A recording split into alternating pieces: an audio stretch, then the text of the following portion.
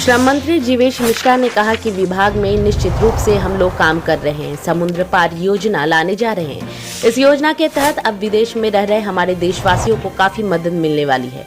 इस योजना में एक नोडल एजेंसी विभाग होगी। जो लोग हमारे एजेंसी के माध्यम से विदेश जाएंगे उनकी सुरक्षा हमारी जिम्मेदारी होगी। एक टोल फ्री नंबर रहेगा जिन पर लोगों को विदेश में कोई कठिनाई होगी तो वे हमें टोल फ्री नंबर पर संपर्क कर सकेंगे और उनके कार्य के बारे में विभाग उस देश के दूतावास से बात कर उनकी समस्या को हल करेगी। वहीं पीएफआई पर बात करते हुए मंत्री जीवेश मिश्रा ने कहा कि पीएफआई को निश्चित तौर पर बैन कर देना चाहिए। सिर्फ पीएफआई नहीं बल्कि ऐसे जितने भी संगठन हैं जो देश में आतंकवाद को बढ़ावा दे रहे हैं उन्हें बैन कर देना चाहिए।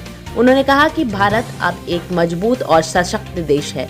अगर कोई हमारे देश के किसी एक जनता के ऊपर भी आतंकवादी नजर डालेंगे तो उनकी कोख उजाड़ दी जाएगी। पटना में बढ़ते आतंकवादी घटना पर श्रम मंत्री जीवेश मिश्रा ने कहा कि जो भी सुरक्षा एजेंसियां हैं वो अपना कार्य मुकम्मल कर रही हैं। सरकार किसी भी एजेंसी या संस्था जो राष्ट्र विरोधी गतिविधियों में शामिल होंगे उन्हें पनपने नहीं देगी।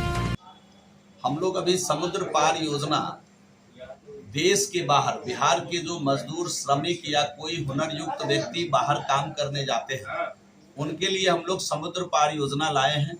और समुद्र पार योजना के तहत विभाग ने विभाग के अंदर ही एक नोडल एजेंसी बनाई है।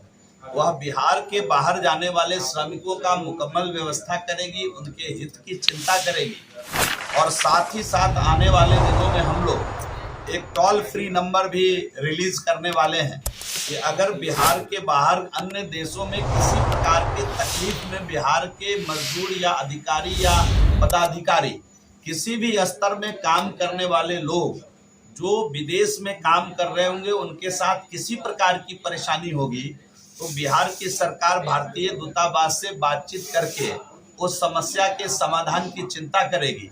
और साथ ही साथ विदेश में हुनर के हिसाब से जो अपने श्रमिक हैं उनके पास जिस प्रकार का हुनर होगा उस प्रकार के हुनर के हिसाब से जॉब ढूंढने में भी हम लोग उसकी भी तैयारी कर रहे हैं कि जॉब कहाँ है, किस प्रकार का जॉब है, किस प्रकार के हुनर से संबंधित जॉब है, उसको भी सर्च आउट करके उसको भी ढूंढ करके जॉब देने दिलाने का भी काम इस एजेंसी के माध्यम से समुद्र पार योजना के माध्यम से आने वाले दिनों में करने वाले हैं।